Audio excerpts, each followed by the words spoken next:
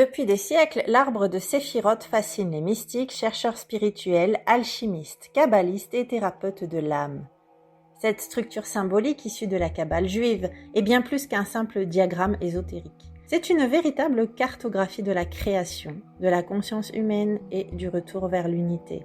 Dans cette vidéo, nous découvrirons les origines de l'arbre de vie et la signification de ces 10 sphères sacrées, Séphiroth. Mais surtout, nous verrons comment il peut être utilisé concrètement dans notre chemin d'éveil et d'évolution intérieure. En effet, cet arbre nous permet de réguler chaque pan de notre vie qui dysfonctionne. Il nous fait prendre conscience que tel ou tel domaine va de travers parce qu'il y a distorsion de l'énergie dans la sphère qui y est reliée. Et en prenant conscience, il est ainsi possible de transmuter les blocages, ce qui nous fait monter en énergie en créant une spirale ascendante. Les origines de l'arbre de Séphiroth, la sagesse de la Kabbale. L'arbre de Séphiroth, ou arbre de vie kabbalistique, trouve ses racines dans la tradition mystique juive appelée Kabbale. Celle-ci est apparue en Europe entre le XIe et XIIIe siècle. Il s'agit d'une tentative pour décrire l'émanation de l'énergie divine, appelée Ein Sof, l'infini, vers la création du monde manifesté.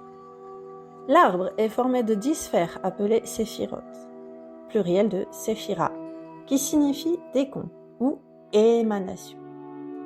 Elles sont reliées entre elles par 22 chemins, correspondant aux lettres de l'alphabet hébreu et aux arcanes majeurs du tarot dans la tradition hermétique occidentale. L'arbre de Séphiroth est une structure sacrée. Elle est disposée en 3 colonnes verticales appelées piliers. Le pilier de la sévérité à gauche signifie rigueur, structure. Le pilier de la miséricorde à droite permet expansion et créativité. Le pilier de l'équilibre est au centre pour l'intégration et l'unité. L'ensemble compte 10 sphères de haut en bas. Keter, la couronne, est relative à l'unité pure, la volonté divine. Shomat, la sagesse, énergie masculine, intuition divine. Bina, compréhension, intelligence féminine, structure. Chesed, miséricorde. Amour, expansif, bienveillance. Gevura, rigueur, justice, force, discernement. Tiferet, la beauté, harmonie, cœur, équilibre. Netzach, victoire, désir, passion, endurance. Od, la gloire, pensée, langage, rationalité. Yesod, le fondement, inconscient, lien avec l'astral. Malkout, le royaume, monde physique, incarnation. Ces traditions parlent aussi de Da'at, une non-séphira invisible qui symbolise la connaissance cachée, le seuil entre le monde manifesté et le divin. L'arbre de Séphiroth, un chemin d'évolution personnelle.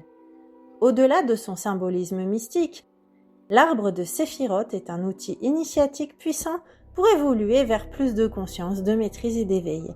Chaque séphira correspond à un aspect de notre être. Malkout, notre rapport à la matière, au corps et à la sécurité. Yesod, notre inconscient, nos rêves et mémoires. Od et Netzach, nos pensées et émotions.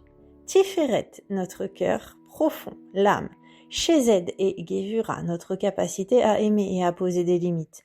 Bina et Shoma, notre accès à l'intuition et à la compréhension universelle. Keter, notre étincelle divine, l'unité pure. En montant de sphère en sphère, on passe de la conscience ordinaire à la conscience unifiée. On apprend à transmuter nos peurs, schémas, illusions pour retrouver la plénitude. Comment utiliser l'arbre de Séphiroth dans notre vie ?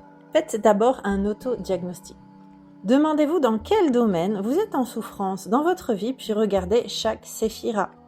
Chacun correspond à un domaine particulier. Si c'est matériel, vous pourrez regarder Malkout. Netzach concernera la sphère émotionnelle. Un problème d'ordre mental relèvera de Hod. Et si vous manquez de clarté de cœur, ce sera Tiferet. Lorsque vous n'arrivez pas à poser des limites, regardez Gevura. Si vous donnez trop sans retour, il s'agira de Chesed. Une surcharge mentale sera plutôt concernée par Bina. Si vous êtes coupé de votre intuition, regardez Shoma. Et si vous vous sentez déconnecté du divin, regardez Keter. Observez vos ressentis, identifiez les croyances, émotions ou schémas liés à ce déséquilibre. Puis demandez-vous quelle part de moi demande à être vue, guérie et honorée. Puis opérez le travail de transmutation. Vous pouvez choisir l'un ou plusieurs de ces outils. Méditation sur la sphère, écriture intuitive, rituel ou action concrète dans la matière. Intégrez ensuite et écoutez. Répétez une affirmation liée à la sphère et visualisez la lumière de cette séphira rayonner en vous. Par exemple, prononcez pour Malkout « Je suis en sécurité dans le monde matériel, je mérite l'abondance ». Puis, il ne vous reste qu'à observer ce qui change dans les jours ou semaines suivants.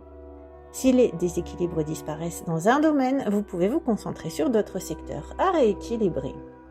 L'arbre de Séphiroth est une structure sacrée, un miroir de la création, mais aussi de notre propre structure vibratoire. Il nous rappelle que chaque épreuve, chaque pas, chaque prise de conscience fait partie d'une ascension vers la lumière. Utilisé avec respect, intuition et engagement, il devient un outil d'éveil exceptionnel.